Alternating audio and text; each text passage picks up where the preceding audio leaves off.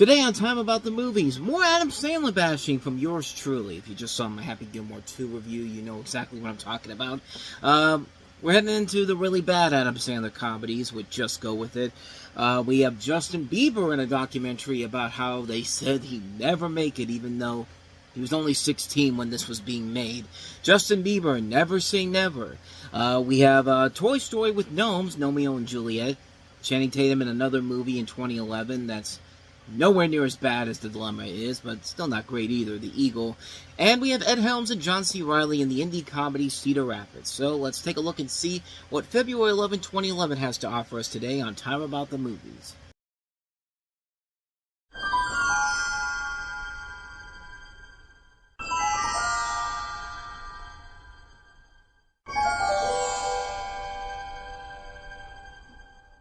Few moments are more romantic than the first time you hear. You're married? No. Oh! On February 11th. Just tell her the truth. I wear a wedding ring to pick up chicks. Once you start a lie. I just never pegged you as a kid's guy. How would you like to be my pretend children? My kids? Have you completely lost your mind? It's hard to stop. Give me some fake hugs and laugh real loud. I'll see you in a minute. Just Go With It. In theaters February 11th. And welcome to Time About the Movies. We are taking a look at the 5 films released on February 11, 2011. Not a lot of great movies. Case in point, our first film, Just Go With It. And you can pretty much see the problem with the movie from the get-go, from that trailer alone. But on a weekend trip to Hawaii, a plastic surgeon, played by Adam Sandler, convinces his loyal assistant, Jennifer Aniston, to pose as a soon-to-be divorced wife in order to cover up a careless lie he's told to his much younger girlfriend, played by Brooklyn Decker. You have Nicole Kidman, Dave Matthews, and Nick Swartzen also starring in the movie. And when you think of a generic bad Adam Sandler movie, this is usually the one to go to right here. I mean, this is literally a film that is nothing but a tax essentially a tax write-off for going on vacation to Hawaii, pretty much. I mean, that's literally what this movie is. Remember how Rob Reiner made the movie North, and it was considered to be one of his worst, arguably his worst movie, and the fact that he, at least in this person's case, it is his worst movie, and most people thought that he only made that movie for a vacation. Adam Sandler took that to the next level with several of his movies around this time period. I mean, we had Jack and Jill later in the year. What was another one? Blended. Even though Blended was actually one of the better ones, that's the one that nobody went to go see, but didn't stop him from making this one a hit, unfortunately. It's just a predictable romantic comedy. I mean, there's nothing wrong with that as long as the chemistry is good between the two leads. And yeah, Adam Sandler and Jennifer Aniston do work off each other very well. They do have a nice chemistry that helps even with a bad script. And guess who wrote the script for this, ladies and gentlemen? Alan Loeb, who is clearly having a successful year with stuff like The Switch and Wall Street Money Never Sleeps, and just recently The Dilemma. Yeah, you can see why this guy didn't last very long as a writer in general. But, I mean, Brooklyn Decker's okay as Sandler's girlfriend, but she's just there to be that character. There's nothing about her that makes her stand out in any way, shape, or form. There's nothing about her that makes her unique. She's just there to be the character that clearly she's not going to get with at the end of the movie, and he's going to find out that he and Jennifer Aniston are meant to be. And that's pretty much what you expect from a movie like this. I mean, or at least you think, because it's been a while since I've seen this movie, and I'm just kind of looking back on my review here, and I do remember that this particular thing happens in general. Like one thing I'll give the movie credit is that it doesn't end like most romantic comedies do. And you know what I'm talking about. The guy goes about with his lie. The girlfriend finds out from his enemy that he's been lying to her, breaks up with him. You got this long, sad sequence, and then you got redemption for both characters. I like that they didn't do that this time around. They actually had a very unique way of doing it with this particular film. So on that note, I got to give them the proper credits for that in general. But with that said, though, there is still a ton wrong with this movie. And, Nicole Kidman, you got an Academy Award-winning actress who commands the screen whenever she's on it, but in this film, she is the most annoying character in this movie. She has so many moments in here where she does not need to be here whatsoever. Like, I also don't like the fact that there's so many bad jokes in this that just fall and fail on so many levels. I mean, the gross out jokes alone are just absolutely abysmal.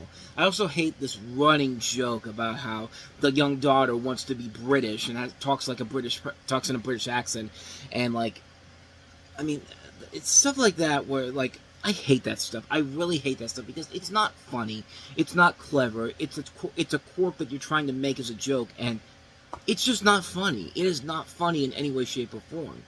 Dave Matthews grabs a coconut with his ass cheeks. Hilarious. The kid poops on Nick Swartzen's hands, and Nick Swartzen grabbing the balls of his sheep and performing mouth-to-mouth CPR, and it's just like why? Like this movie, like there's so much of this movie that could work, but then you throw in these really lazy, bad jokes, and it just completely ruins it from the get-go. Like, it's just a really bad, gross-out comedy that, you know, works because the chemistry between the two leads is fine, and the performance by Brooklyn Decker is okay too.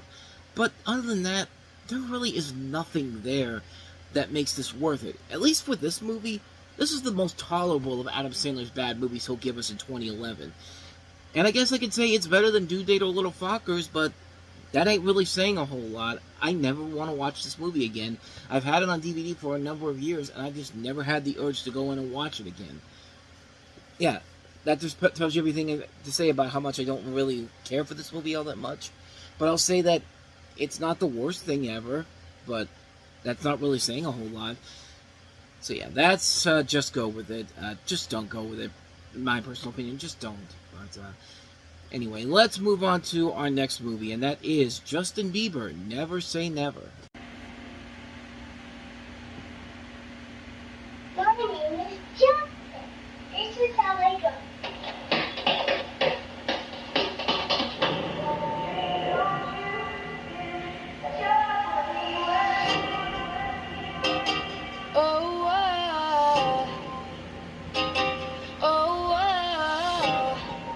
He's 17! How long were they saying it? They said I'd never make it. For how long did they say it? About 6 weeks. Craig Ferguson pretty much summed it up right there. Who said that this kid would never make it at the age of 16 years old? Like, what does that make? What sense does that make whatsoever? That's the biggest problem with the documentary in general that I'll get to in just a little bit. The camera follows Justin Bieber during the 10 days leading up to his August 2010 sold-out show at Madison Square Garden. Footage of these 10 days of concerts, rehearsals, and downtime with boyhood friends, his mother, and his entourage is intercut with home movies, old photos, and interviews showing a musical prodigy who loves to perform. Coming to the attention of an Atlanta agent via YouTube, impresses Usher and rockets to international stardom soon after his 15th birthday. His manager emphasizes the importance of social media and of Justin's work ethic and personality in making him a star. The camera emphasizes Bieber's look, his mom and grandparents shine. Blah, blah, blah, blah, blah. Where's the conflict? Where's the purpose? Like, where in this movie is the point where the audience is supposed to connect with Justin Bieber? Nowhere. Not anywhere in this movie. This is nothing but a love fest for Justin Bieber. We can't say anything bad about the kid. We can't say anything negative about him per se. It's just like this isn't like Michael Jackson's This Is It. This isn't like the Jonas Brothers. This isn't like the Hannah Montana Miley Cyrus concert. This is literally a concert where you're watching just everybody gloating about this kid and how great he is when he really is not that great. I mean, he really was not that great of a singer, and he became a fad pretty much almost immediately before eventually he had his resurgence later on as an adult. I mean, there's nothing about this movie that's incredible. There's nothing about this movie that's amazing. It's not even that enjoyable of a documentary. It is literally just 90 minutes of watching somebody, not even 90 minutes, 106 minutes, so I was close, but it's literally an hour and a half of a movie that's glorifying Justin Bieber while not saying anything about him that the audience doesn't already know about him already. I mean, that's pretty much all you got to say about how lazy this movie is. There's nothing about this documentary that's interesting. Even if you're a Justin Bieber fan, you're not really getting a whole lot that you don't already know about this person as it is. So what's the point? Why am I even in here? Like, it just doesn't make any sense whatsoever.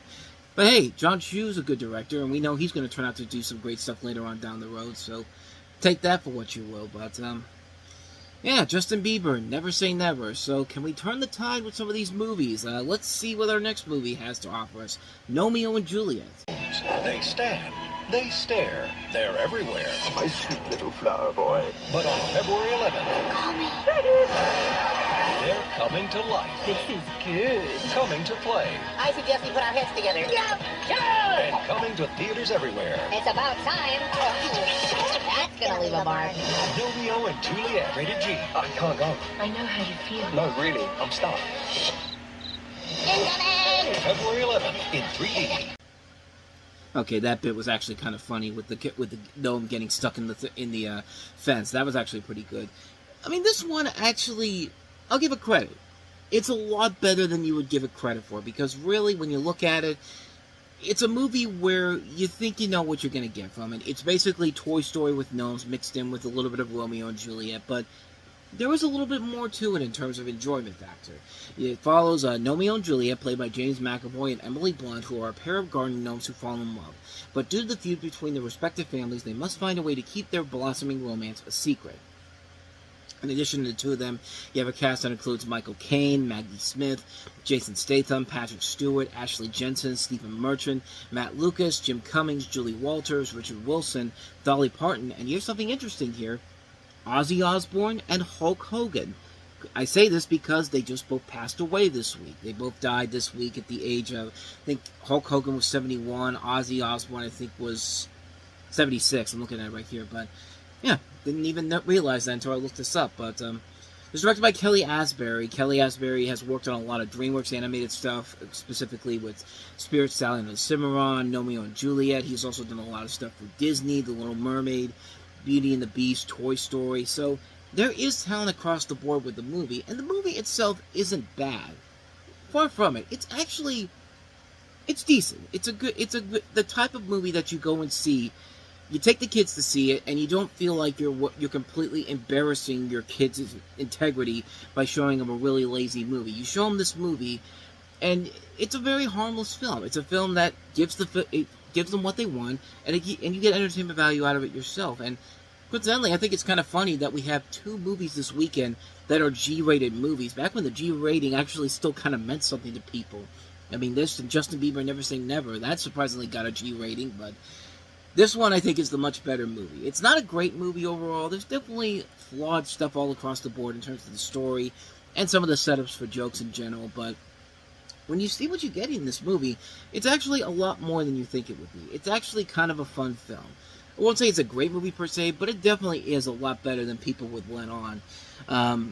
The sequel with Johnny Depp as Sherlock Gnomes, not so much, but we'll save that for 2018. But Gnomeo and Juliet, I wouldn't recommend this to the casual viewer in general, but if you go into a movie like this with a good mindset and want to see a decent animated film in general, you get it here in general, so take that for what you will. That's Gnomeo and Juliet. So let's go ahead and move on to our next movie, Channing Tatum and Jamie Bell in The Eagle.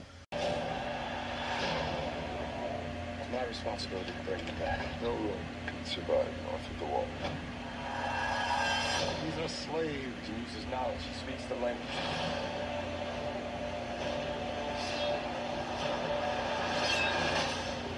You saved my life. That's how it should be. The Eagle. They'll never catch us on foot. Have you seen them run? Rated PG-13.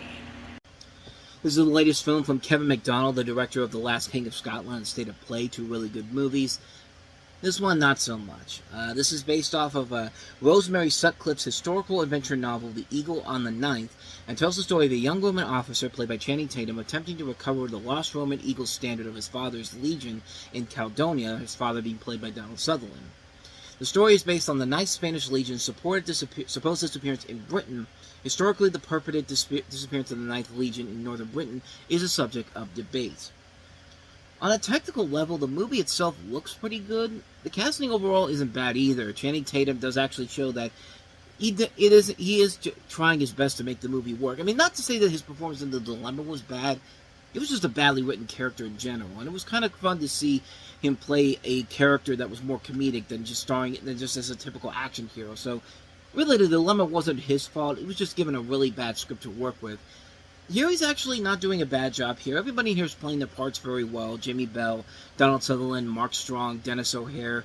The biggest problem is that the direction isn't real. The direction overall was fine. I wouldn't even say that that's bad in general, but there's nothing really about it that makes it stand out in general. It feels like it's trying way too hard to be the next Gladiator or A Knight's Tale or that type of a movie, and the visual look of the film just doesn't work very well. It just feels like stuff we've seen done before, like that. You know, how many times have you seen battles on the fields with all these horses and these, you know, these action sequences going on behind you? It's just like, give me something that actually makes it stand out compared to other ones here. Because other than that, there's really nothing about the film that makes it stand out in any way, shape, or form. And it's just kind of like, what are we doing here? Like, what's the purpose? Why are we still here? Like, why are we still here? Just to suffer, if you know what that is, but yeah. Other than that, there's really nothing about this film that makes me say you might want to check it out. I mean, yeah, you could watch it to see some good performances by Tatum, Bell, Sutherland, and Mark Strong, but in the end, it's not really worth it in my opinion. So take that for what you will. So with that said, let's go ahead and move on to our last film, which is easily the best film of the week, and that is Ed Helms in Cedar Rapids. On an airplane before. Well, you'll do awesome. The top critics across the country agree. Super awesome. Cedar Rapids is the place to be. It's NTS. Not too shabby. Make a date. In your home! Grab some friends. Party headquarters. Or go out on your own. Insurance! Just don't miss the movie Rolling Stone declares comic gold. Just give me your hand. I don't trust people with ponytails. Cedar Rapids. Welcome to the jungle, Temple. Rated R. Now playing in select theaters. Yeah, it's not really much of a shocker why this is the best movie of the entire week.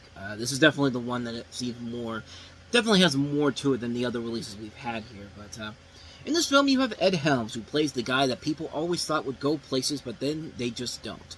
He's been living in sleepy Brown Valley, Wisconsin his whole life, still pre-engaged to a 7th grade teacher played by Sigourney Weaver, while selling insurance to protect other people's dreams. But now Tim Stolt life is about to get a kickstart because for the first time in his 34 years, he's heading to a major metropolis, Cedar Rapids, Iowa, where he must try to save his company at a do-or-die insurance convention that for him will be entirely unconventional.